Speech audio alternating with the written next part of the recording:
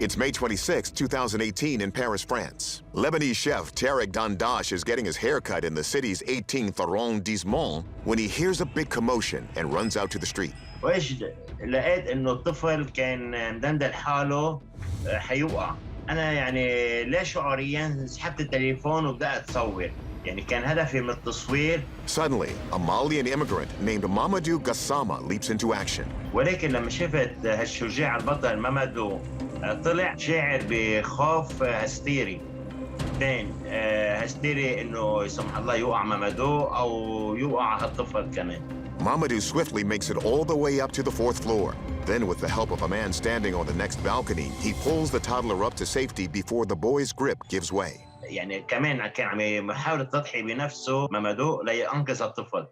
Let's take another look at the video. See how Mamadou seems to launch his body so he can grab onto the rail. Incredible.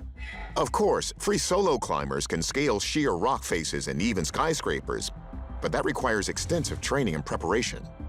So how did Mamadou, an everyday guy, instantly acquire such exceptional abilities? Could he be naturally hardwired to put himself at risk for others? Turns out there's a theoretical condition called super-altruism. We have super-altruists among us, those who really put themselves at risk or who exert a tremendous amount of energy for some other individuals or some cause they truly believe in. This instinct towards super-altruism seems to be strongest when trying to save the most vulnerable, like children. So does Mamadou have this amazing selflessness of a super-altruist, some extraordinary agility, or both? Let's go to our experts. This guy here is obviously very athletic. You can see that he's able to reach up very high to the next balcony, but he's just free soloing. He's going up there without any kind of safety. He's not even hesitating. Yet remarkably, Mamadou claims to have no climbing experience. So could this ascent be fueled strictly by adrenaline? Superhuman strength is also called hysterical strength by scholars, and it is thought to occur during life or death situations, and it's a short period of time in which humans appear to have this surge of extra strength, and it is often attributed to a rush of adrenaline that flows into the blood. In interviews, Mamadou confirms that after the rescue, he was so afraid he was shaking, a sure sign of an adrenaline rush.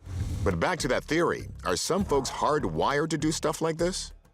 There could be an altruism gene, a gene that protects not just your children and your genes, but a gene that protects your group, your tribe, your people, to make sure that their genes can propagate into the next generation. Mamadou himself later offered his own explanation. He said his faith in God gave him both the courage and the strength. So we showed the footage to Catholic miracle researcher and engineer Michael O'Neill. Perhaps it was God giving him the inspiration to put his own life on the line and to save this child. He was truly inspired to take this altruism to a whole new level. And though O'Neill doesn't believe this inspired incident meets the criteria of an official Catholic miracle, he does say acts like this can be considered saintly. There's a new path to canonization proposed by Pope Francis called oblatio vitae, or the sacrifice of one's own life. This is a classic example of that this man, out of love for a stranger, he was willing to risk his own life. Throughout Christian history, the sacrifice of one's life is what it's all about. Our verdict? Mamadou's faith led him to this act of super-altruism. His physique enabled him to start the daring climb with no experience, and adrenaline gave him a boost to pull it off. Though whether there's a super-altruism gene, that's still a mystery.